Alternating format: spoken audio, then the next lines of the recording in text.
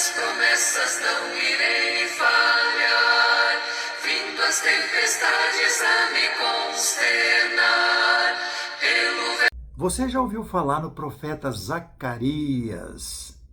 É considerado por muitos um dos livros bem complicado para a gente poder compreender e entender. Muitos estudiosos da Bíblia têm dito isso, né?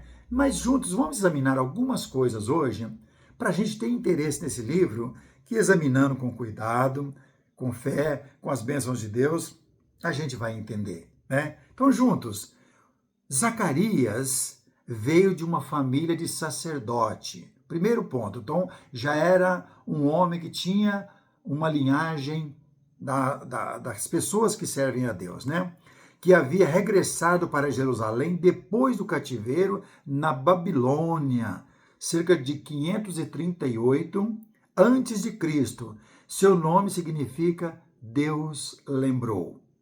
Nome bonito, né? Zacarias, Deus lembrou. Uma expressão que bem descreve a mensagem deste profeta. Para expressar o tema com mais clareza, observamos as palavras de Deus. Zacarias, capítulo 1, versículo 14. Com grande empenho estou zelando por Jerusalém e por Sião. Palavras do Senhor.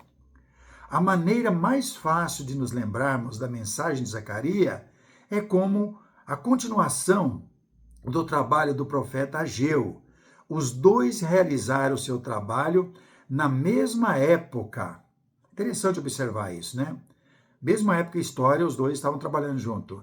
E com o mesmo objetivo principal. O relato histórico de Esdras diz, Esdras, capítulo 5, versículo 1 e 2, fala para nós nesta forma. Ora, os profetas Ageu e Zacarias, filho de Ido, profetizaram aos judeus que estavam em Judá e em Jerusalém em nome do Deus de Israel, cujo espírito estava com eles. Então se dispuseram Zorobabel, filho de Salatiel, Jesua, filho de Josedaque, e começaram a edificar a casa de Deus, a qual está em Jerusalém, e com eles os referidos profetas de Deus que os ajudaram. Esdras 5, versículo 1 e 2. A comparação das datas citadas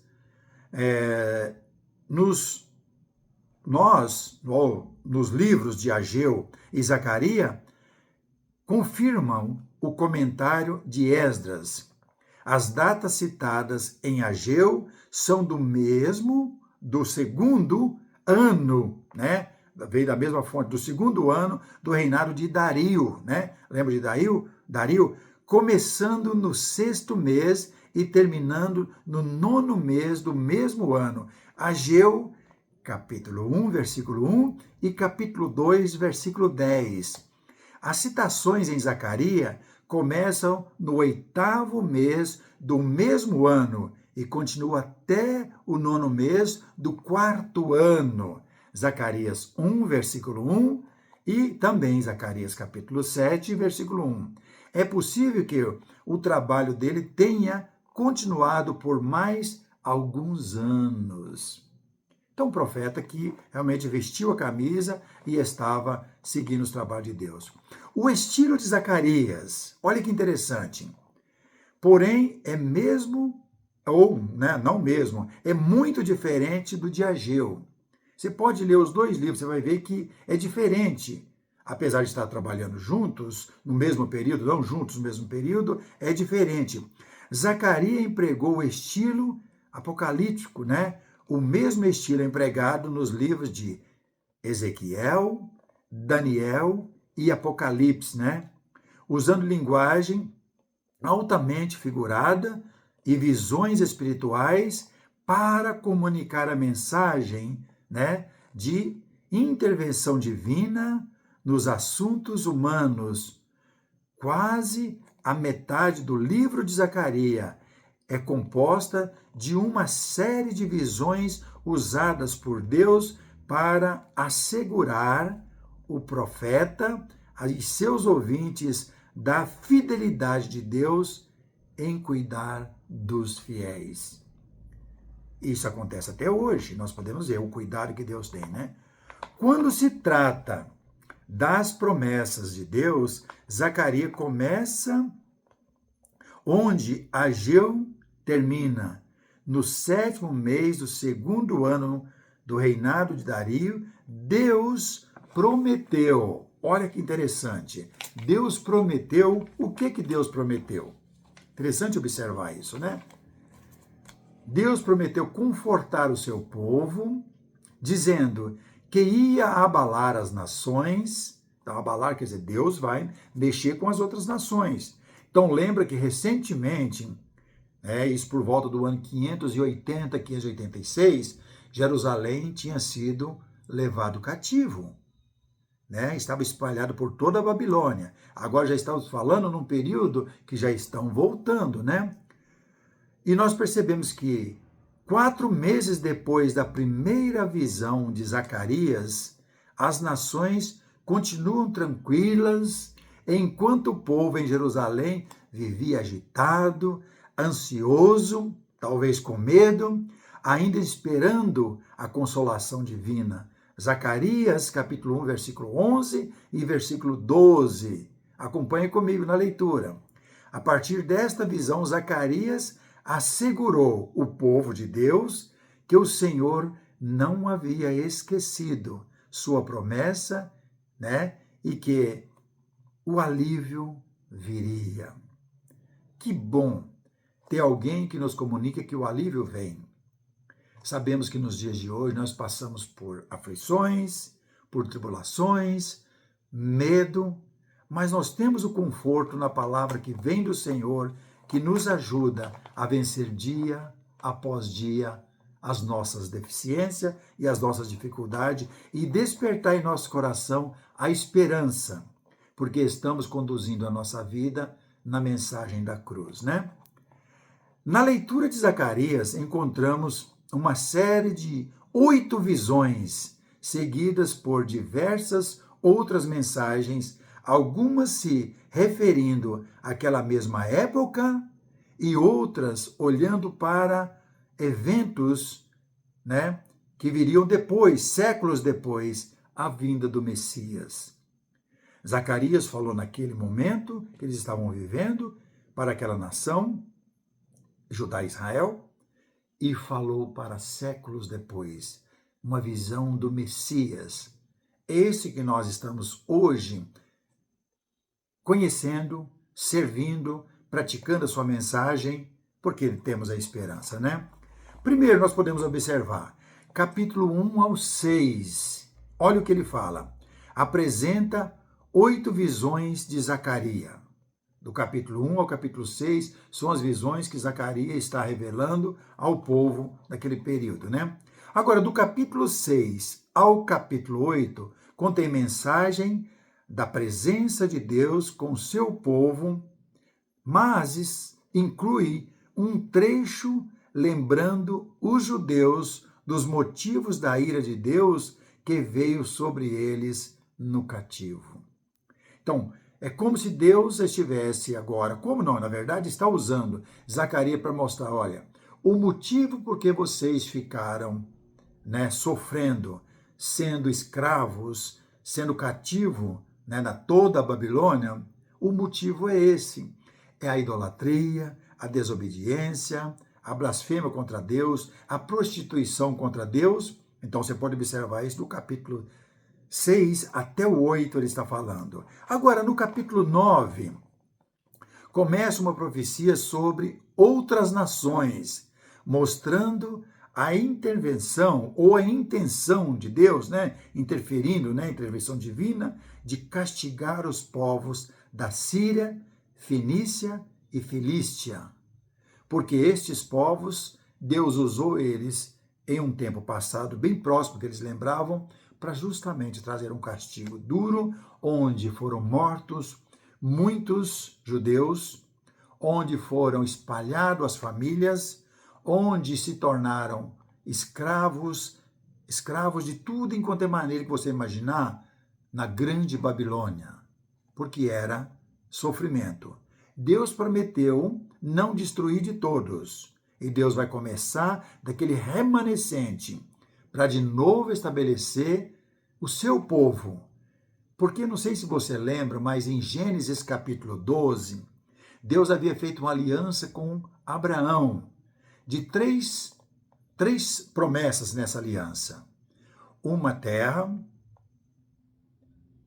um povo que parecia com grãos de areia, né, nas praias, como as estrelas nos céus, também de uma bênção a todas as famílias da terra através do seu descendente. Então Deus não ia acabar de todo com esse povo, porque Deus tinha feito uma aliança com Abraão e Deus não falha.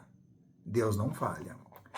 Isso no capítulo 9 nós podemos observar que ele está lembrando o sofrimento deles e eles podiam lembrar bem por que estavam sofrendo, né? Agora, do capítulo 9 ao 14, frisam o zelo de Deus pelo povo escolhido, mostrando como ele protege os fiéis, é bom a gente lembrar isso, né? Sempre em nossas vidas. Várias partes desse capítulo olha para o reino do Messias, esse que via reinar, que justamente faz parte da nossa vida hoje, porque quem está reinando hoje é o Messias, né? E mostra que teria ainda outro castigo de Jerusalém neste processo de estabelecer o reino do Senhor. Qual é o castigo? É bom te lembrar isso. Então, lá foi destruído Jerusalém, e depois passou aqueles 400 anos de silêncio, mas ao estabelecer o seu reino eterno na pessoa do Messias, também tinha mais sofrimento.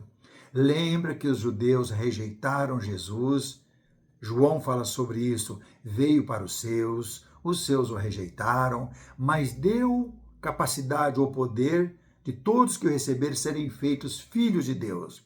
E aí abriu o leque e a mensagem do Senhor foi pregada, está sendo pregada no mundo todo. Mas nos anos 70, Jerusalém, mais uma vez, sofre a destruição e morte. E nós podemos observar nos evangelhos que ele fala que nunca houve tanto sofrimento e nem vai haver depois, né? Lembra que ele fala nos capítulos de Mateus, de Lucas, de Marcos, que orai para que isso não aconteça no dia de sábado. Porque o sábado, eles eram fechados a cidade, eles não trabalhavam, a cidade estava trancada. Ai daquelas que estiverem grávidas, porque não tem condições de correr. Ai daquelas que amamentam. E orai para que isso não aconteça no frio, porque vai ser difícil fugirem, né? E aí Jerusalém foi novamente destruído e vai ficar muito tempo sem existir aquele Estado de Israel que nós conhecemos hoje. No ano 48 da nossa era, muitos de nós nascemos antes do ano 48. Eu não, eu nasci depois, nasci em 55. Foi que voltou a existir o Estado de Israel que nós conhecemos hoje, né? Então ele fala isso. Zacarias é considerado por muitos um livro mais difícil do Antigo Testamento. E ninguém negaria que ele apresenta desafios no estudo, como eu falei no começo da mensagem, né?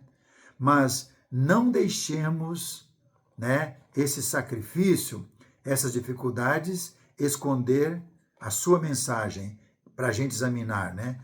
É muito importante isso. Deus não esqueceu do seu povo.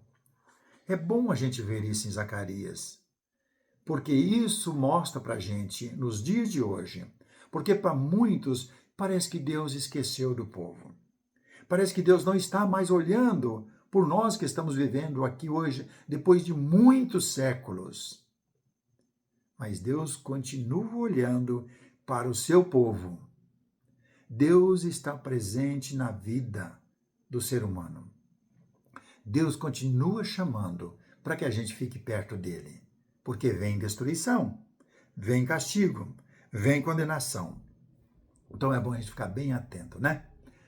Espero ter despertado em você o desejo de estudar esse livro mais devagar e mais atentamente, conferindo todas as coisas. Hoje fizemos só apenas um relato curto e rápido, mas para despertar em você que está aí do outro lado, para poder estar examinando atentamente e tirar um resultado positivo para a sua fé ser mais forte no Senhor. É isso que Ele quer. Que Deus nos abençoe e nos ajude a manter a tranquilidade para estar examinando, mesmo que o livro pareça ser difícil, mas ele nos ajuda muito. Que Deus nos abençoe e nos guarde hoje e sempre.